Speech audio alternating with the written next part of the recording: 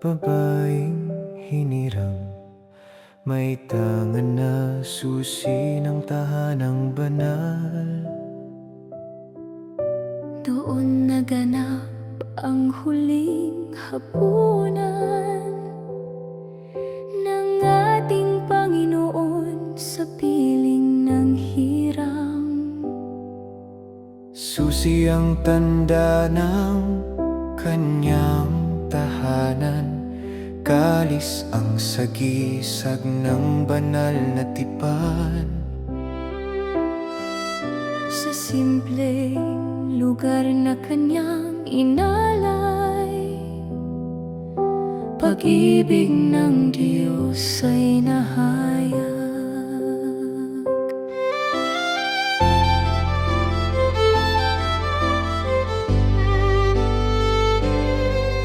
Si Juan Marcos, batang lingkod ng Diyos,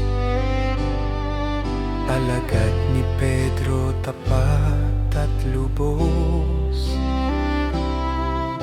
Isa sa apat na ebanghelista, sumulat ng mabuting balita. May klima ng kanyang isinulat, ngunit makapangyarihan ang bawat talata.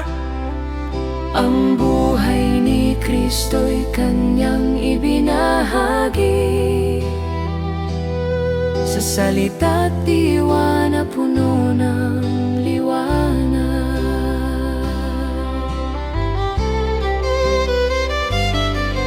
Maginang Juan Marcos, lingkod ng Panginoon, sa tahanang banal doon siya tinanggap.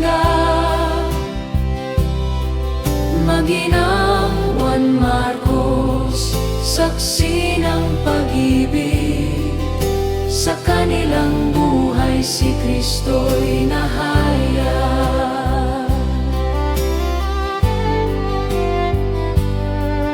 Sinasagisag siya ng leon na may pakpak, katapangan at buhay na muling naganap.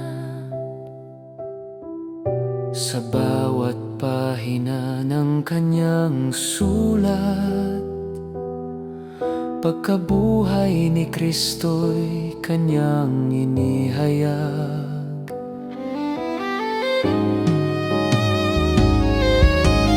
May isang batang tumakbo sa dilim, sa halamanan ng Getsemani nang dakpin siya.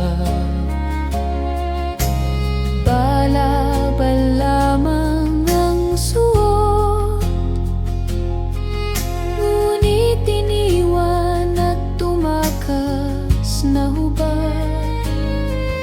Pinaniniwalaang siya ay si Marcos, saksi sa gabing puno ng pangamba. Sa takot man ay siya'y napatras, ngunit sa huli naging lingkod ng Diyos.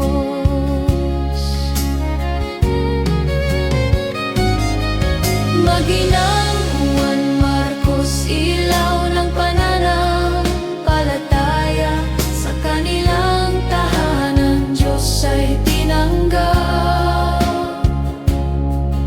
Maginang Juan Marcos, saksi ng katotohanan, sa kanilang buhay si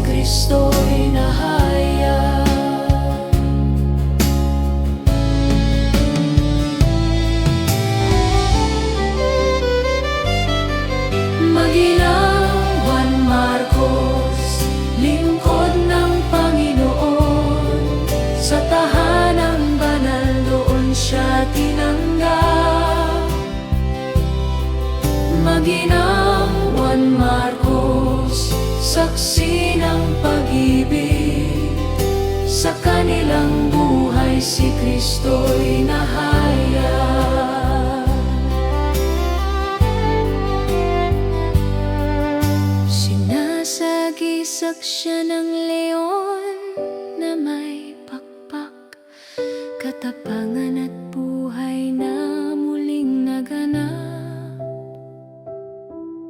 Sa bawat pahina ng kanyang sulat, pagkabuhay ni Kristo'y kanyang inihayag.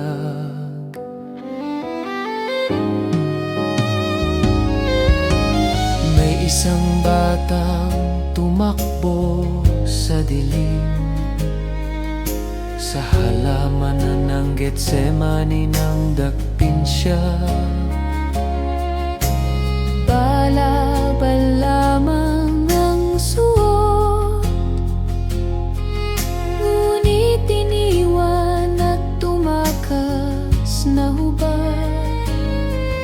Pinaniniwalaan siya ay si Marcos, saksi sa gabing puno ng pangamba.